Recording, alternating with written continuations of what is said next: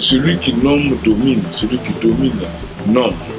Tous les noms coloniaux que nous portons nous ont été donnés, sinon imposés par le dominant.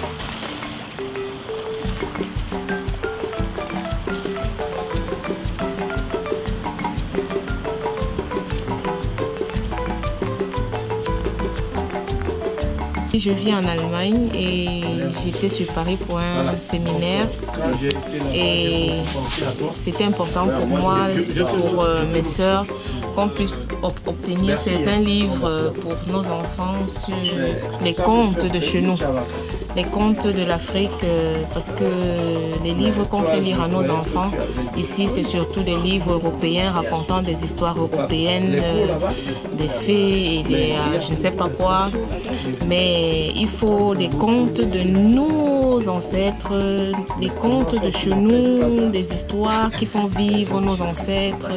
Il faut aussi que nos enfants puissent connaître cette histoire-là, parce que c'est comme ça que nous faisons honneur à nos ancêtres, en racontant à nos enfants leur histoire, ou bien les contes en fait qui ont trait à notre culture. Et pour moi, c'est important pour les enfants parce qu'avec ça, les enfants s'identifient en fait à une certaine culture. Nos enfants ici, ils sont un peu perdus parce qu'en s'identifiant aux cultures européennes, ils ne sont pas européens. Même s'ils ont souvent la nationalité européenne, mais il y a plein de problèmes qui se posent parce qu'ils savent qu'ils ne sont pas.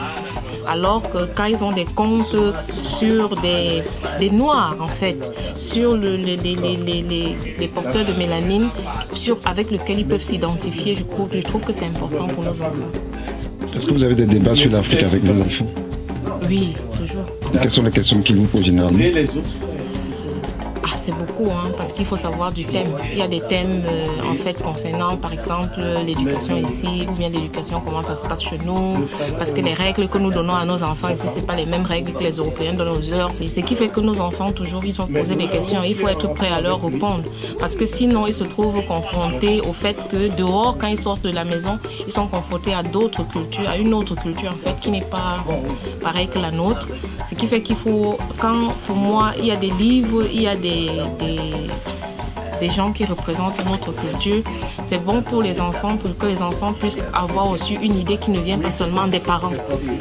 Qu'ils voient que quand papa et maman parlent d'une chose, il y a des trucs pour les appuyer. Le panafricanisme est l'idéologie politique qui a été définie il y a plus d'un siècle par de grands intellectuels africains de la diaspora, tels que Henry Sylvester Williams, qui convoque la première conférence sur le panafricanisme en 1900 à Londres.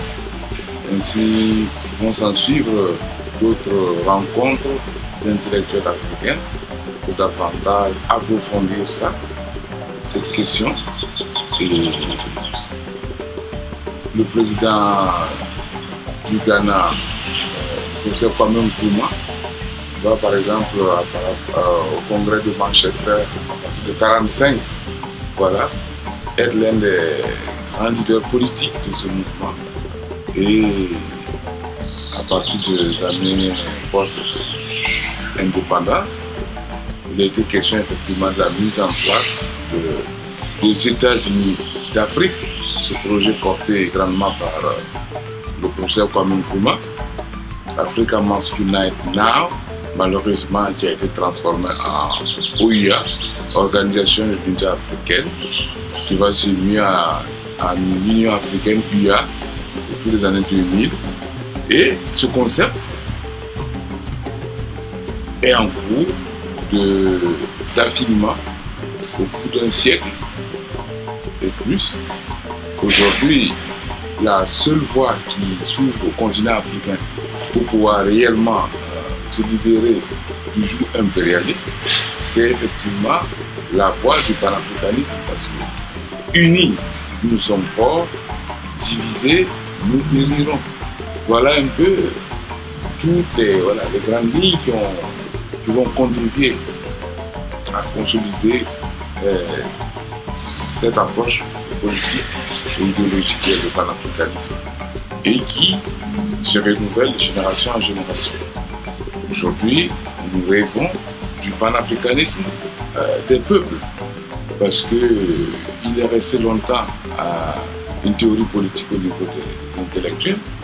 Aujourd'hui, effectivement, le panafricanisme est en train d'être approprié davantage, de plus en plus par le peuple. Et c'est ainsi, je pense, que nous irons plus facilement à l'unité. En effet, cette longue guerre qui nous est menée par les forces impérialistes depuis des siècles ont de tout temps utilisé la manipulation pour créer ce qu'ils appellent des conflits ethniques, aujourd'hui des conflits intercommunautaires. Bref, quand on regarde de plus près l'origine de ces problèmes, on se rend compte que il y a souvent effectivement des mains manipulatrices qui concourent à nous opposer les uns aux autres et diviser, nous périrons. Ça, c'est la faiblesse du peuple noir qui a de tout le temps été manipulé.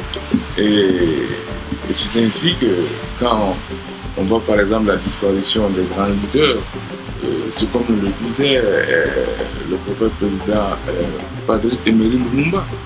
Si un jour je meurs, c'est que un blanc aura armé un noir pour le faire.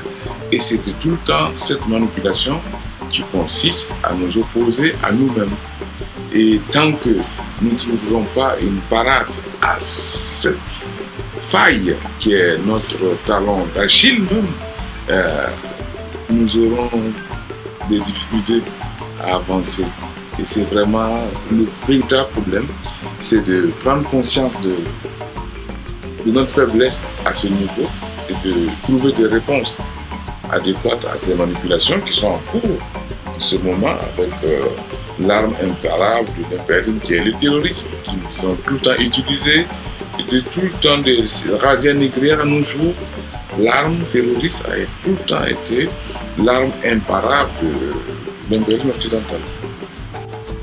Le mouvement kamite s'est renforcé ces dernières années et effectivement ce mouvement est constitué d'Africains conscients qui ont décidé de se réapproprier leur identité originelle. Parce que celui qui nomme domine, celui qui domine nomme. Tous les noms coloniaux que nous portons nous ont été donnés, sinon imposés par le dominant. Le mot Afrique, Africa, est un mot extra-africain. Il n'a aucune racine africaine ni même prédialectale africaine. Donc, Kem, qui a été définition du concept noir dans la civilisation kamite, de son vrai nom qu'on a appelé égyptienne dans la langue grecque. Donc, du coup, nous sommes depuis longtemps victimes de ce vol de notre identité même réelle, puisque africaine nous a été imposé, c'est les autres qui nous ont appelés africains. Sinon, quand on remonte aussi longtemps que nous avons existé, et l'une des premières terminologies qui constituait la plus vieille civilisation du monde noir, c'était la civilisation de Kemet, donc qui était habitée par des Kemtu, des Kamites. Donc c'est le nom ontologique, le nom originel que les Noirs se sont donnés. Et se réapproprier son identité, son nom,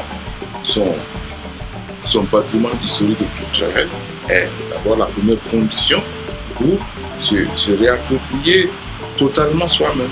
Et c'est ce mouvement qui est en cours et qui s'appelle Kamite.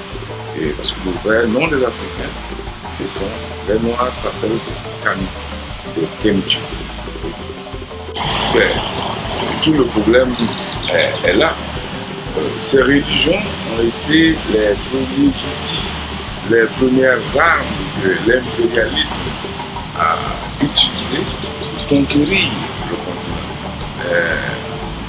toutes les invasions ont été précédées des missionnaires chrétiens, arabo-musulmans à une époque. Et au fil des ans, les administratifs, les militaires sont arrivés et ce travail qui a été précédé vraiment de l'ablation de notre conscience spirituelle, voilà, a contribué à fabriquer des êtres complètement programmés. Et la religion a été cette arme à laquelle ils ont pu s'approprier la conscience de l'homme noir. Et cette arme redoutable-là, nous devrions effectivement en prendre conscience individuellement et nous libérer, parce que emancipate yourself from mental slavery, none but ourselves can free our mind, comme disait Bob Marley. Libère-toi toi-même de l'esclavage mental. Nulle personne que toi-même ne peut te libérer. Donc c'est vraiment un travail personnel, un travail même, à la limite psychiatrique, voilà, une décolonisation spirituelle et mentale que chaque Africain devrait d'abord découvrir comme problème et ensuite se battre pour se libérer de ces chaînes mentales.